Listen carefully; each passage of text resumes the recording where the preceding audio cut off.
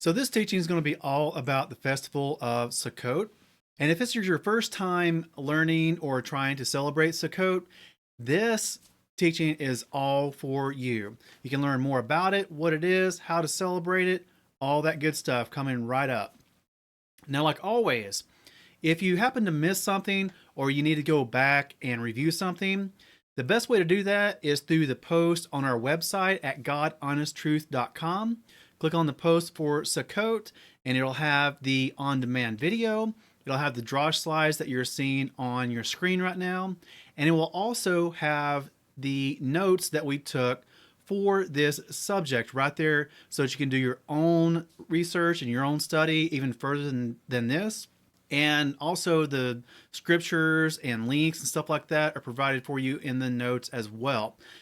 Now, of course, the easiest way to get to this post is to click on the link in the description down below. And that link in the description is provided in both the video formats and also on the audio podcast formats as well. So it's available no matter how you're learning this teaching. Now, during this teaching, we're going to be going over some terminology. We're going to be looking at Sukkot in the Tanakh, when it was instituted, where it occurs, all that good stuff. We're going to be looking at Sukkot and Yeshua and the Brit Hadashah, looking at how Sukkot fits in with the future and future prophecies. We're going to give you something to think about related to Sukkot. And then we're going to go over some ways that you yourself can apply Sukkot to your current life and how you can celebrate or observe Sukkot today. So to start out this teaching, we're going to go over some terminology and lay a foundation so that you can better understand what we're talking about when we go through the scriptures. First of all, the festival of Sukkot is known by several different names. In English, it's known as the Feast of Tabernacles, the Feast of Ingathering. You actually see this in Scripture. Some people also call it the Feast of Shelters or Festival of Shelters, and the Festival of Booths. And this Festival of Booths phrase is also found in Scripture. It's also known by some Hebrew phrases as well. Of course, Hag HaSukkot and also Hag HaAsif. And both of these terms are found in Scripture if you look in the Hebrew text. Now, Sukkot is one of the 7 Moedim that are prescribed and ordered, or rather commanded, in Scripture. It's one of the 3 pilgrimage feasts that we'll go over during the Scripture portion. It's the last of the scriptural Moedim that's mentioned in the Tanakh. More specifically, it's mentioned in the Torah. Now, there's also, as you know, Hanukkah, which is coming up later in the end of the Gregorian year. And there's also Purim, which is the last commonly celebrated feast day on the Hebrew calendar. But neither Hanukkah or Purim is commanded in the Torah as one of the Moedim set forth by Yahweh. It doesn't make them wrong to celebrate and do, but it's not commanded by Yahweh in the Torah. Sukkot lasts for 8 days. It begins this year at sunset on September 29th and then ends at sunset on October 6th. Now, some different words you're going to be hearing in tonight's teaching. Of course, the first one you're going to be hearing is the word sukkah or sukkah, ever how you want to pronounce that. And basically what a sukkah or a sukkah is a temporary dwelling. It could be a tent, it could be a handmade little hut, but it's something that's a temporary dwelling. We're also going to be using the word Sukkot or Sukkot, and that is the plural form in Hebrew of the word sukkah. So sukkah or sukkah is a feminine word, and if you make that plural, it's Sukkot or Sukkot. And again, that's just the plural form of sukkah. It's also the name of a few places in the Middle East that's mentioned in Scripture, and it's also the name, obviously, of this Moedim or feast day. For species, this will come up few different times in tonight's teaching. That's mentioned in Scripture, but that is the fruit of good trees, the branches of palm trees, twigs of leafy trees, and willows of the stream. You're also going to be hearing the word and term lulav. Now, this can refer to either one specifically of those 4 species or a grouping of 3 of the species, and we'll get into that in just a moment.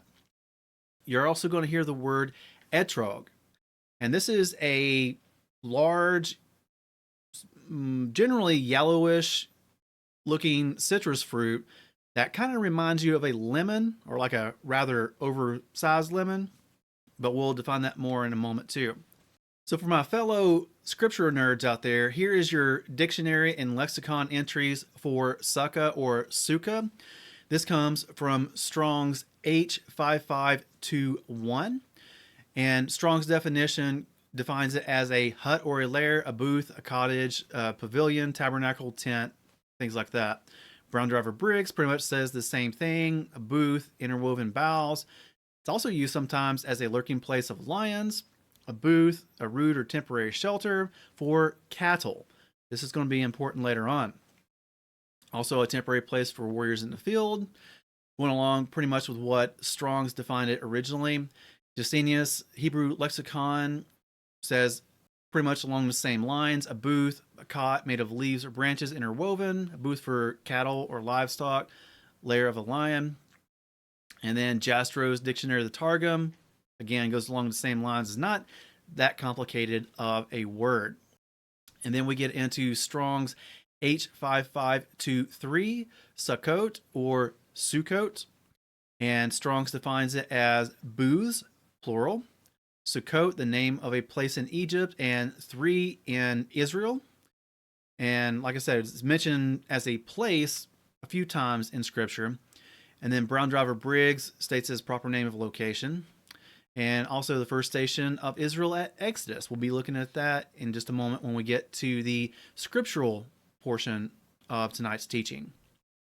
Here's your Gesenius' Hebrew Lexicon entry for Sukkot, a town in the tribe of Gad, a territory of the city of Sukkot, station the Israelites went to after they left Egypt, booths of daughters, etc., etc. Now, if you've never celebrated Sukkot before, you might not know exactly what a sukkah or a sukkah is. And as you've been getting the meaning of this word, it's like a temporary dwelling, usually made of something that grows, like branches, small logs, bamboo, things like that. So it can be very rudimentary, like you see on your screen right here. Some people get even more advanced by buying actual lumber and building a sukkah or a sukkah. And then you can get actual sukkah kits that you can buy from online, have them shipped to you, and then build it. So they can get rather fancy. And if you go rather rudimentary, or if you go fancy, it's all good. It's all the same. There's really no requirement one way or the other. Me and my family, me and my children really love Sukkot, and what we do is we use a tent. So that is a temporary dwelling, and it fits right in line with Scripture.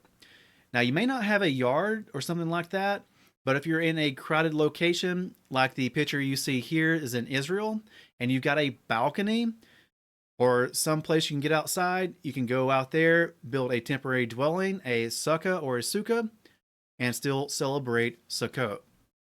Now, the etrog, as we mentioned before, is the yellow citron or citrus medica used by Israelites during the week-long holiday of Sukkot.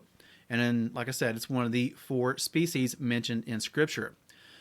The Bible describes what is usually rendered as the fruit of a goodly tree, traditionally interpreted as being the etrog.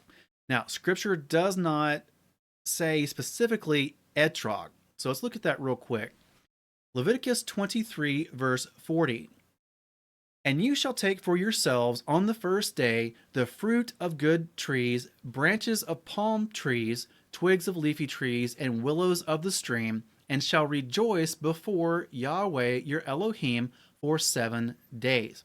So it doesn't specifically mention a specific fruit like an etrog. All scripture says is the fruit of good trees. However, traditionally, it's been the etrog that's been used in Sukkot celebrations. Now, for those of you watching the video, here is what an etrog looks like, or a cross section of it rather. The large one you see is the etrog, and this is in comparison to other fruits like lemons, oranges, grapefruits, limes. You can see how large these etrog can get. Another example here, you see a gentleman holding in his left hand the lulav, the twigs and stuff that we'll talk about in just a moment. But in his right hand, you see the etrog. And again, this is just the size these things can get. I mean, as large or larger than a person's head. If you ever get one, they smell just absolutely awesome. And earlier today, I checked on Amazon, and you can actually get a entire kit with the etrog and the 3 other species shipped to you from Amazon for about $40, and then it goes up higher from there too, depending on what you buy. So it's fairly reasonable. If you don't have access to fruit of goodly trees and the other 3 species, you can buy it online and have it shipped to you. Then we're going to move on to the lulav. And here from Wikipedia, it states that the lulav is a closed frond of the date palm tree. It is one of the 4 species used during the Hebrew holiday of Sukkot. The other species are the hadas, or myrtle, aravah, or willow, and etrog, citron. When bound together, the lulav, hadas, and aravah are commonly referred to as the lulav. So the green parts of the 4 species, those 3, when they're bound together, they're collectively called the lulav. But one of those 4 species is individually also referred to as the lulav. We look again at Leviticus 23:40, and it states, "And you shall take for yourselves on the first day the fruit of good trees, branches of palm trees, twigs of leafy trees, and willows of the stream, and shall rejoice before Yahuweh your Elohim for 7 days." So these 3 green parts of the 4 species are bound together, and here you can see another example of the grouping called the lulav that combines those 3 different green parts of the 4 species mentioned in Scripture. So that's the terminology, and now you know what we're talking about when these words and these phrases come up. But let's now go and switch gears into the meat of the whole thing, the actual Scripture, what we should base our foundation and beliefs on, the Word of Yahweh. So we look at, first of all, Genesis 33, verse 3 and verse 17. "And he, Jacob, himself passed over before them and bowed himself to the ground 7 times until he came near to his brother Esau. And Jacob set out to Sukkot and built himself a house and made booths for his livestock. That is why the name of the place is called Sukkot." So this is the very first mention of the word Sukkot in Scripture. And it's referring to a place, an actual location, where Jacob stopped and made booths for his livestock to dwell in while they were stopped there. These, again, are temporary dwellings for livestock. Again, we look in Exodus 12:37. "And the children of Israel set out from Ramses to Sukkot, about 600,000 men on foot, besides the little ones." Now, just a point to bring up again is that it wasn't just the Hebrews that went out of Egypt when they come out of slavery. It was also a mixed multitude that went with them. Okay? So it's not just a genetic, ethnic thing. It was a mix to include the Hebrews. So there was a massive group of people that went out. And the first place they stopped was a place called Sukkot. Now, I had difficulty trying to find the exact place named Sukkot on a map. The first one I found was farther south than Cairo or Goshen. And you can see here on the map the white arrow pointing to that first location that I found. And the second location I found was more north of that, closer to Goshen. So if anybody has further evidence or research to put forth, we would really love to have that to include in our notes. Send it to us in the comments down below, or send it to us through email at team@godhonesttruth.com. So now we get into the establishment or the commandment regarding Sukkot, and we look at Leviticus chapter 23, verses 33 through 43. And Yahweh spoke to Moshe, saying, Speak to the children of Israel, saying, On the 15th day of this 7th new moon is the festival of Sukkot for 7 days to Yahweh. On the first day is a set-apart gathering. You do no servile work. For 7 days you bring an offering made by fire to Yahweh. On the 8th day there shall be a set-apart gathering for you, and you shall bring an offering made by fire to Yahweh. It is a closing festival. You do no servile work. These are the appointed times of Yahweh, which you proclaim as set-apart gatherings, to bring an offering made by fire to Yahweh, an ascending offering and a grain offering, a slaughtering and drink offerings, as commanded for every day, besides the Sabbaths of Yahweh, and besides your gifts, and besides all your vows, and besides all your voluntary offerings, which you give to Yahweh. On the 15th day of the 7th new moon, when you gather in the fruit of the land, celebrate the festival of Yahweh for 7 days. On the first day is a rest, and on the 8th day is a rest. And you shall take for yourselves on the first day the fruit of good trees, branches of palm trees, twigs of leafy trees, and willows of the stream, and shall rejoice before Yahweh your Elohim for 7 days. And you shall celebrate it as a festival to Yahweh for 7 days in the year, a law forever in your generations. Celebrate it in the 7th new moon. Dwell in booths for 7 days. All who are native born in Israel dwell in booths, so that your generations know that I made the children of Israel dwell in booths when I brought them out of the land of Mitzrayim. I am Yahweh your Elohim. So here we get the establishment of the command to celebrate Sukkot. Now let's go back and look at some important points here. So first of all, it starts out by saying that it's to be observed on the 15th day of the 7th new moon. They call it the festival of Sukkot, and to do it for 7 days. Then it goes on to say on the first day, you do no servile work. That's a day of rest. And then for 7 days, it then outlines the various offerings to be made. And then it says on the 8th day, you also have another set apart gathering.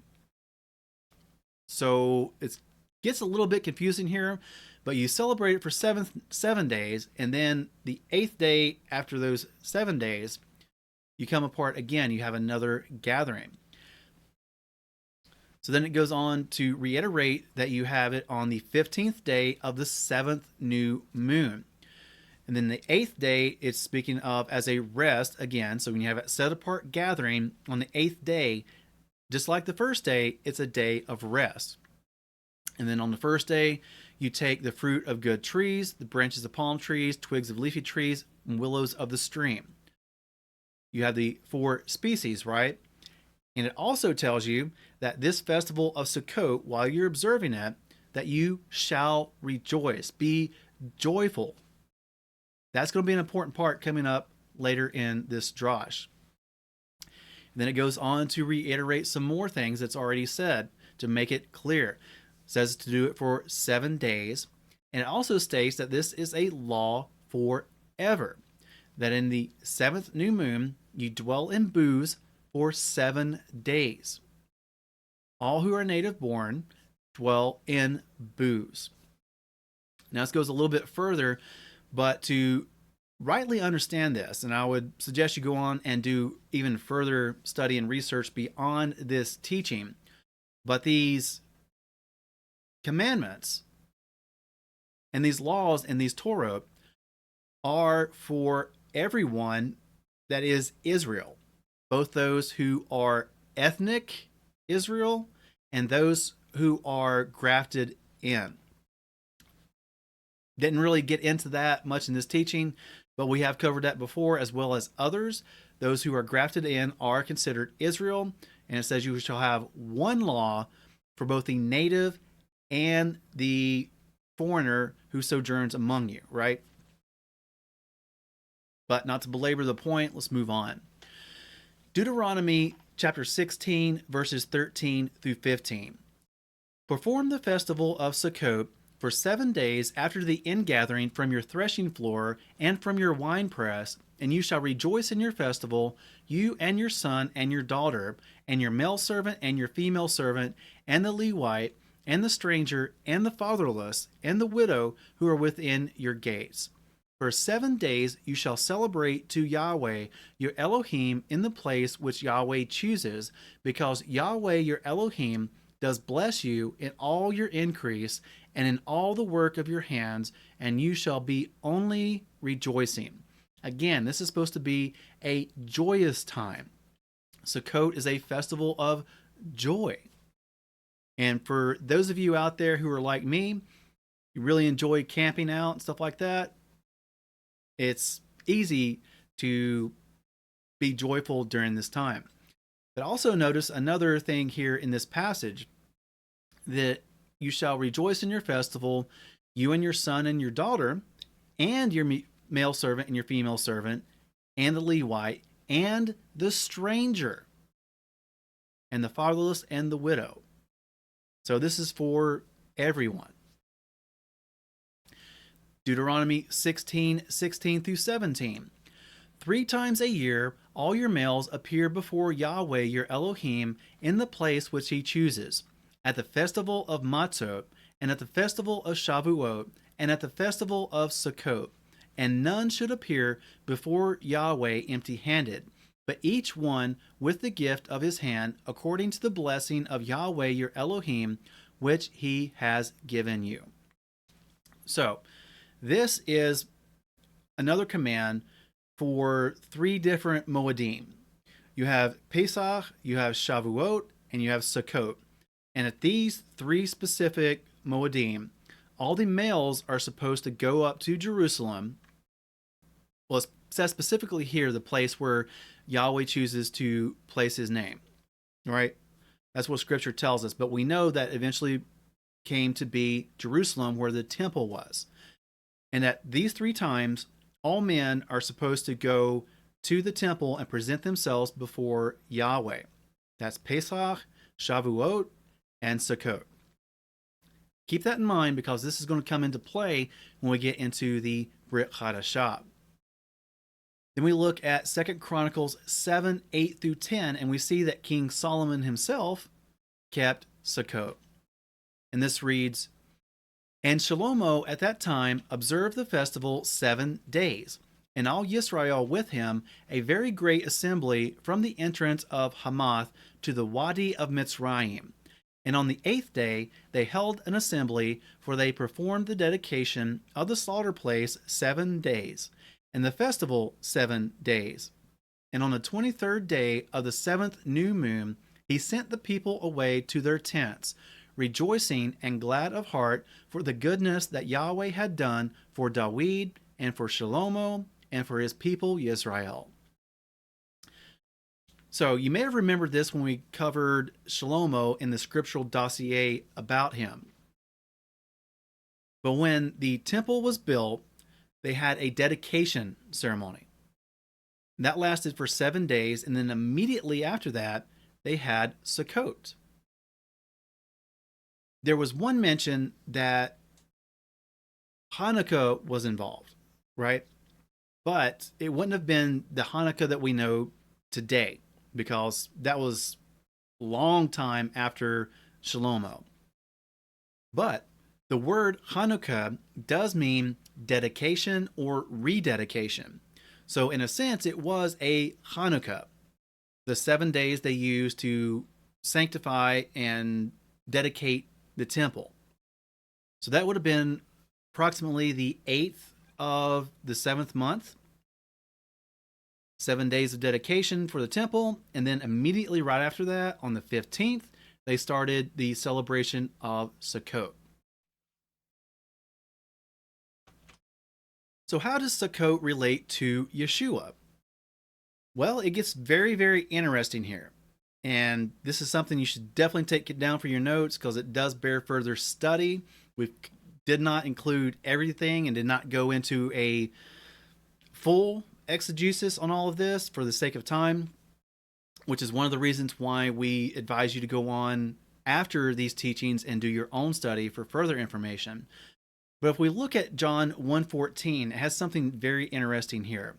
It reads, "And the Word became flesh and pitched his tent," meaning dwelt or lived, "among us, and we saw his esteem as of an only brought forth of a Father, complete in favor and truth." So here it says that the Word became flesh and pitched his tent, given the imagery of Sukkot. Again, John 7:37-38. "And on the last day, the great day of the festival, Yeshua stood and cried out, saying, If anyone thirst, let him come to me, and let him who believes in me drink. As the scripture said, out of his innermost shall flow rivers of living water." Now we read back in the Torah that we are to celebrate Sukkot for 7 days. And then on the 8th day, we're to have another day of rest and a set apart gathering, right? Well, that 8th day is commonly referred to as the Great Day. That also has prophetic implications and connections as well. But we see here in this passage in John, it says, "And on the last day, the great day of the festival," referring to Sukkot. So we know that Yeshua celebrated Sukkot, and we know from Scripture also that we are to be imitators of Yeshua. So we should also be celebrating Sukkot. Later on, when Yeshua is transfigured on the mount, Peter is there with him, and Peter makes an interesting statement. In Matthew 17:4, it says, "And Kepha, or Peter, answering, said to Yeshua, Master, it is good for us to be here. If you wish, let us make here 3 booths, one for you, one for Moshe, and one for Eliyahu." Kepha, or Peter, is wanting to make booths, or temporary dwellings, for Yeshua, Moshe, and Eliyahu. He probably would have been very well experienced with making these booths or sukkah or temporary dwellings, because all his life as a good Judean, he would have been celebrating Sukkot. You find this passage or this event also in Mark 9:4-5 and Luke chapter 9 verse 33. Then we find another instance where Yeshua was celebrating Sukkot. We look at John chapter 7 verse 2, and it states here that the festival of the Yehudim was near, the festival of Sukkot. Now, all through Scripture, you find the Moedim referred to as the feast days of Yahweh, right? Or the festival of Yahweh. We just saw that when we read it back there in Leviticus. But you don't ever find it described as the feast days of the Jews or the festivals of the Jews, with the lone exception of the book of John. That is the only place you'll find these described as the feast days or festivals of the Jews. It does this also with Passover, even though we know it's not the feast days of the Jews, it's the feast days of Yahweh, right? But there's reasons for that. John is writing to a rather Greek audience when he writes the Gospel of John. One way to understand why John is calling it the festival of the Jews instead of the festival of Yahweh. But anyways, it goes on in John chapter 7 to state this. And Yeshua said, "You go up to this festival. I am not yet going up to this festival, for my time has not yet been filled." But when his brothers had gone up to the festival, then he also went up, not openly, but as it were in secret. The Yehudim therefore were seeking him at the festival, and said, "Where is he?" And about the middle of the festival, Yeshua went up into the set apart place, and he was teaching. So again, we see Yeshua going to the temple as commanded by Scripture and celebrating Sukkot.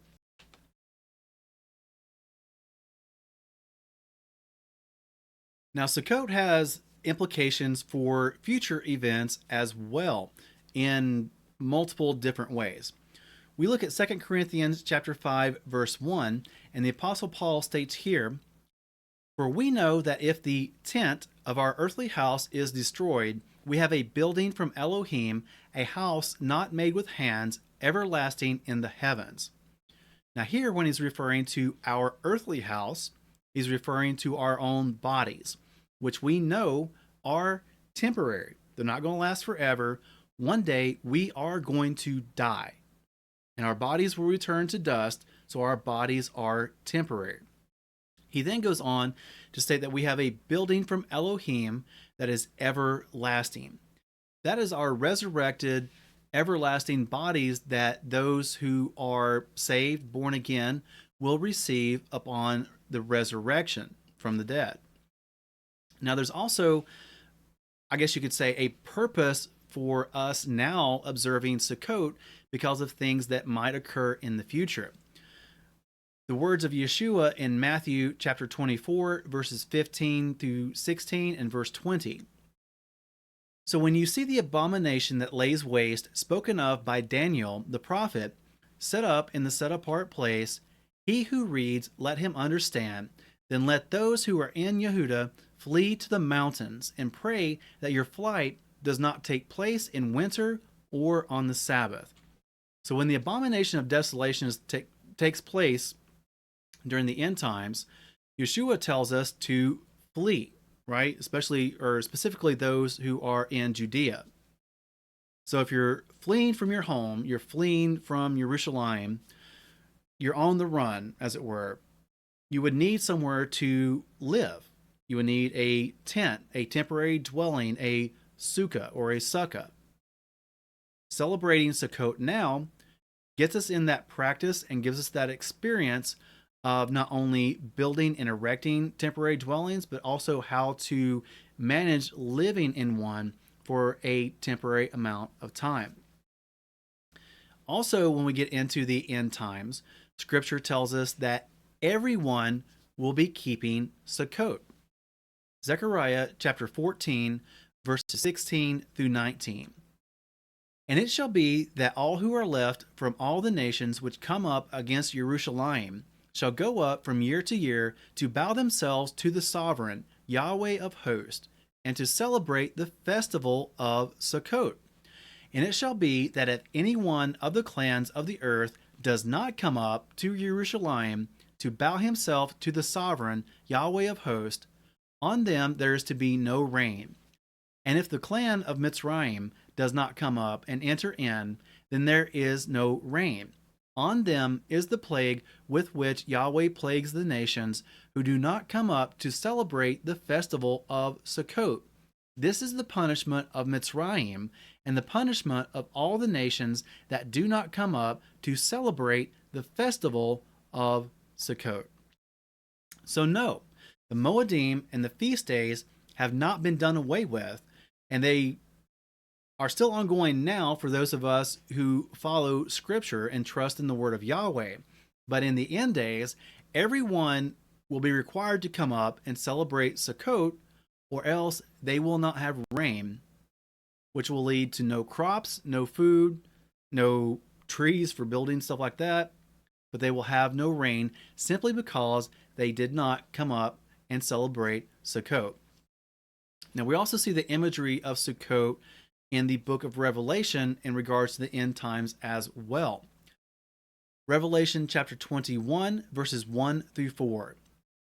And I saw a renewed heaven and a renewed earth, for the former heaven and the former earth had passed away, and the sea is no more. And I, Yohanan, saw the set apart city, renewed Jerusalem, coming down out of the heaven from Elohim, prepared as a bride adorned for her husband.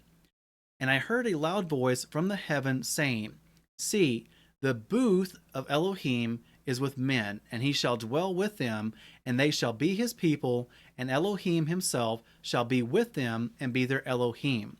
And Elohim shall wipe away every tear from their eyes, and there shall be no more death, nor mourning, nor crying, and there shall be no more pain, for the former matters have passed away.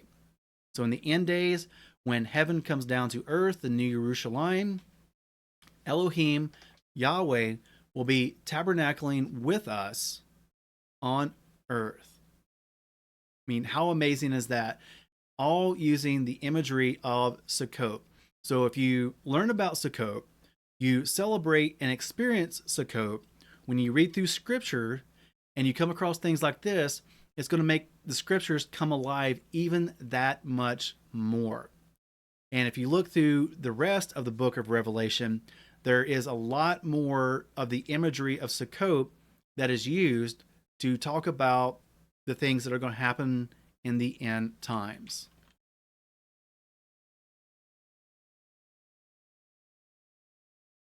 And now, just to give you something very, very interesting to think about, especially if this is your first time learning about Sukkot, or maybe your first time celebrating Sukkot and you've never heard this before, this will definitely get the wheels in your mind to turning. But check this out, okay? We're going to start with Luke chapter 1, verse 5. There was in the day of Herod, the sovereign of Yehuda, a certain priest named Zechariah, of the division of Abijah, and his wife was of the daughters of Aaron, and her name was Elisheba. So, what does this have to do with anything, actually? We have someone there, we're speaking of Herod, and then there was a priest named Zechariah and his wife. So, what are we even trying to get at here? Well, think for yourself. At Passover, who is it that we set an extra place for at Passover? Do you know? We set an extra place for the prophet Elijah, or Eliyahu. Luke 1:17.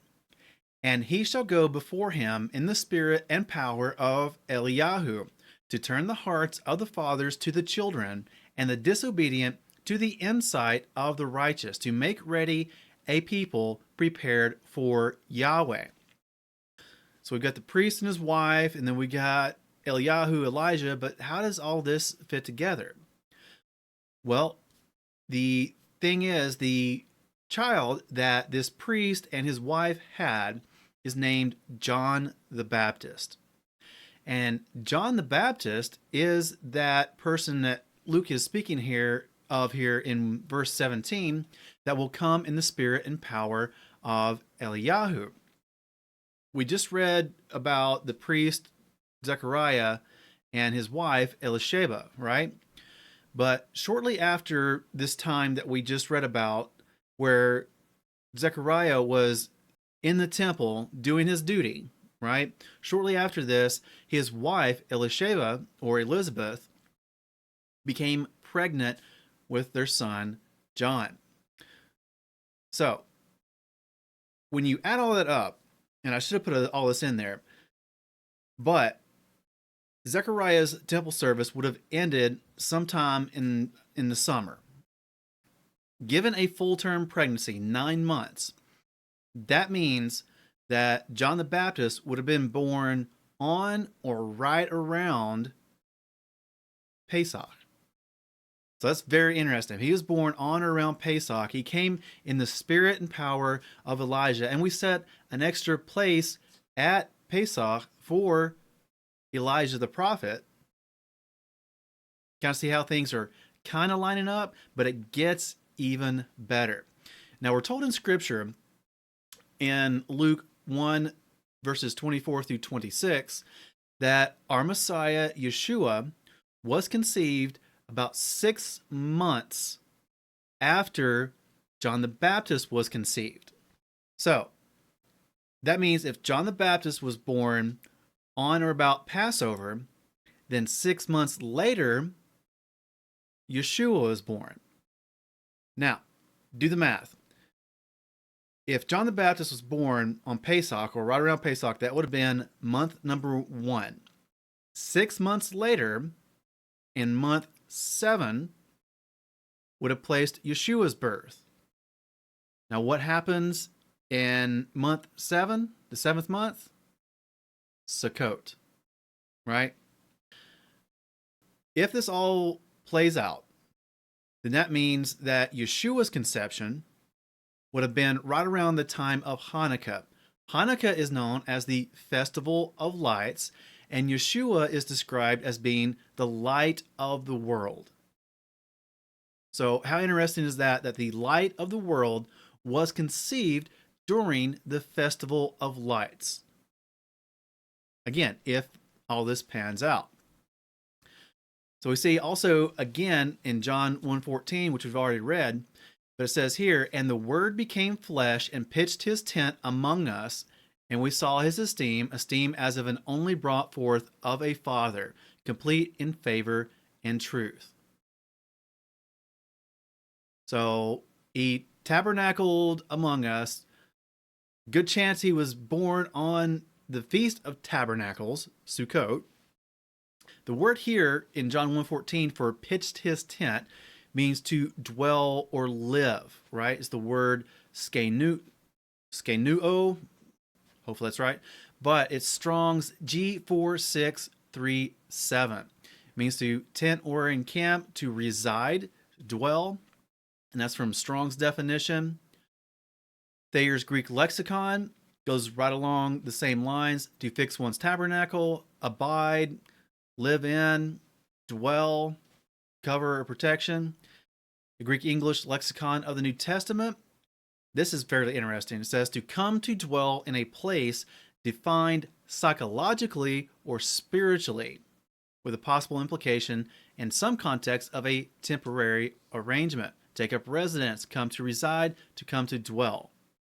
So this word means to dwell temporarily, generally, permanently, but in a certain place at a certain time. That's what Yeshua did. Yeshua tabernacled or dwelled with us for a temporary amount of time. We also read in Deuteronomy 16, verse 16, 3 times a year, all your males appear before Yahweh, your Elohim, in the place which he chooses, at the festival of Matzot, and at the festival of Shavuot, and at the festival of Sukkot, and none should appear before Yahweh empty-handed. Now, when Yeshua was born, remember his father and mother, Joseph and Mary, that they had come to Jerusalem because of a census, but they could not find a room at the inn because everything was booked and filled up. So why was there so many people in Jerusalem that they could not even get a room? Could it possibly be because everyone else from far and wide was coming to Jerusalem because of the commandment to show up 3 times a year? So that would be a possibility of Pesach, Shavuot, or Sukkot. And most likely, again, if all of that event fits, it would have been Sukkot. So further information for dating. Now, Yeshua was 30 years old when he started his ministry. We get this from Luke 3, verse 23. Generally, most people, scholars in this instance, believe that Yeshua had a ministry that lasted for about 3.5 years. He would have been about 33.5 when he was crucified and died. And we know from Scripture that he was crucified and died on Pesach. So that means that 6 months prior, he was 33.5, and 6 months prior to Pesach would have been Sukkot. So again, More things to kind of bring all this together. Now, here's something really interesting that's come to our attention in the recent past, okay? The season of our joy. This festival, this Moedim of Sukkot, the Jews refer to it as Zaman Simchatenu, right? Meaning the time of our joy. So how does this all fit in? Well, the reason they call it that is because we are told to rejoice as a part of the observance of Sukkot, right? We read that earlier back in Leviticus. Deuteronomy also tells us that we are to rejoice, be joyful during Sukkot. Then we're told at the birth of Yeshua that the angels came to the shepherds in the field and said, I bring you good news of great joy. A Sukkot greeting. Now remember, well, we haven't gotten to this yet, but there is something called the Hallel that within Judaism, they read once during Pesach or Passover. And for Sukkot, they read it every night of Sukkot. And this is Psalms 113 through Psalms 118. Sounds like a lot, but it's not that much. Within this Hallel, specifically Psalms 118, we get this. The stone which the builders rejected has become the chief cornerstone. That's from Psalms 118:22. That is a part of the Hallel that has, for who knows how long, been read every Sukkot. We also get this from the Brit Hadashah about Yeshua. They state, this is the stone which was rejected by you builders, which has become the chief cornerstone. A quote from Psalms describing Yeshua. And it's a quote from the section of Psalms that's read every Sukkot. I mean, how cool is that? Some additional evidence real quick. The angels came to the shepherds that were out in the fields and told them that we bring you good tidings of great joy, right? Now, shepherds would not have been out in the field in the cold of winter. What I'm getting at is here that shepherds would not have been out in the field with their herds in December. However, the Sukkot time frame in fall would still have weather that would be suitable for keeping livestock outdoors, out in the fields. Now, average temperatures in Israel for October run from about 57 degrees Fahrenheit to 79 degrees Fahrenheit. You know, reasonably comfortable, so it's not bad at all. However, average temperatures for December in Israel range from about 43 degrees to 59 degrees. Quite chilly. Also remember that the rainy season for Israel happens to fall right there in December. So not only would these shepherds and this livestock be out in the cold, but they would also be wet and cold. And a shepherd or someone who keeps livestock is not going to do that. It runs a health risk not only for your animals, but you as well. So they would have been indoors during the rainy season whenever they could. They wouldn't have been out in the field. But the time of Sukkot, it would have been no problem for them to be out in the field.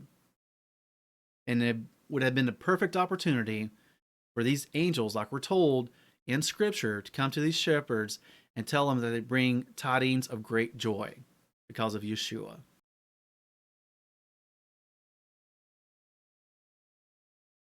So now you've learned all about this. You've learned the terminology that we've been speaking about. You've learned where it comes from in Scripture. You've learned some things from the Brit Hadashah about Sukkot, the end times about Sukkot. We've learned some information about dating, the timing of Yeshua's birth, and just a quick point of transparency here.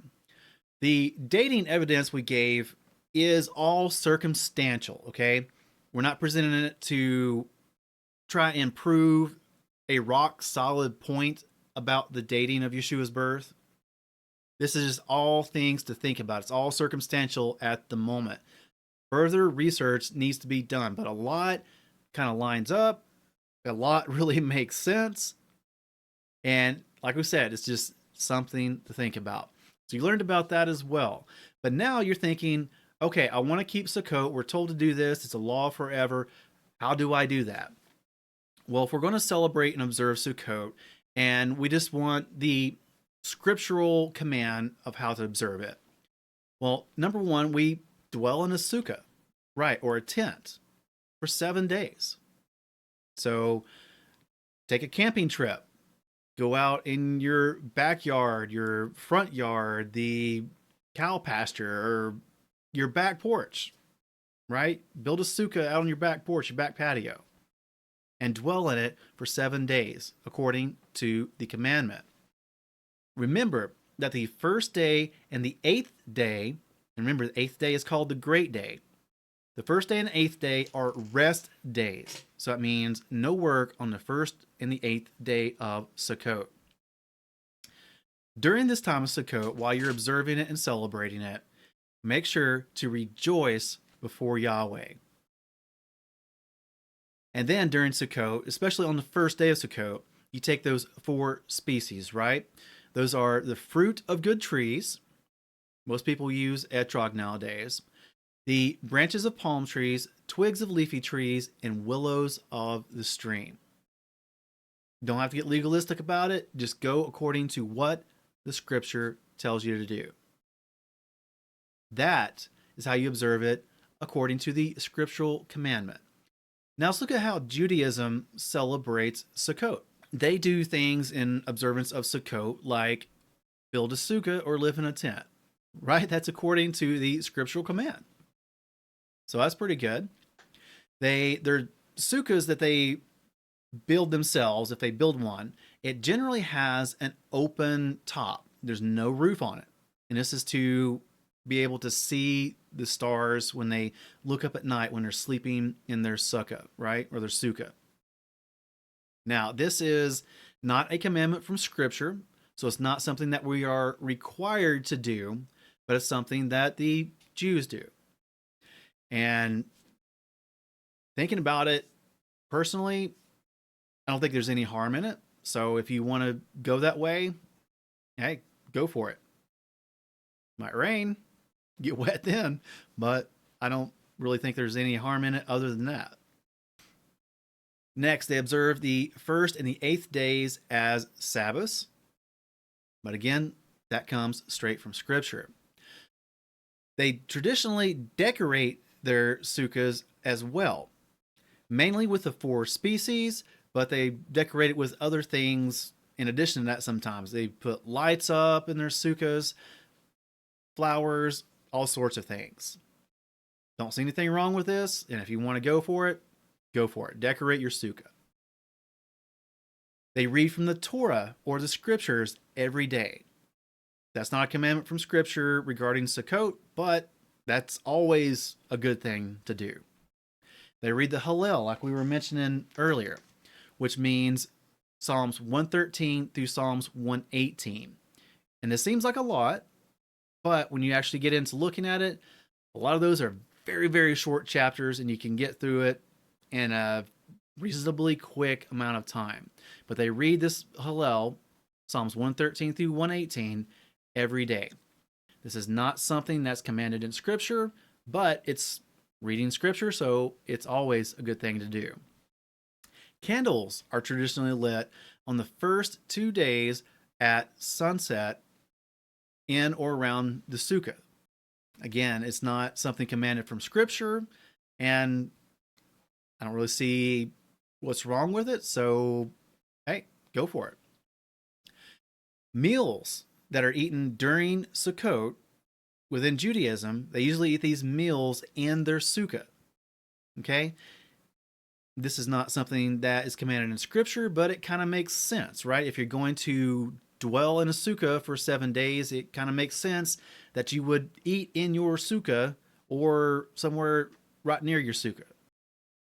And the last thing that we have on the list here that Jews do for Sukkot is they take the lulav, that bundle of those three green species, right?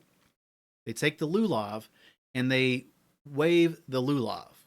They do it in 4 different directions: north, south, east, and west.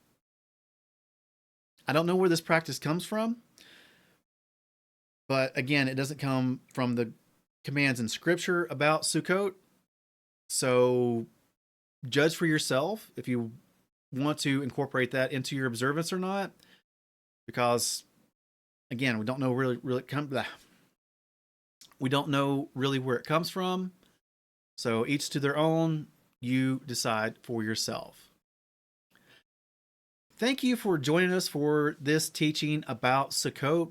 We truly hope that you got something out of this, that you learned something, and if we happen to miss something, and we know we did because there's a lot of things that we did not include for sake of time, we'll try to include the most important things. But if you feel like we've forgotten something, leave it down in the comments for us down below, or send us an email to team@godhonesttruth.com.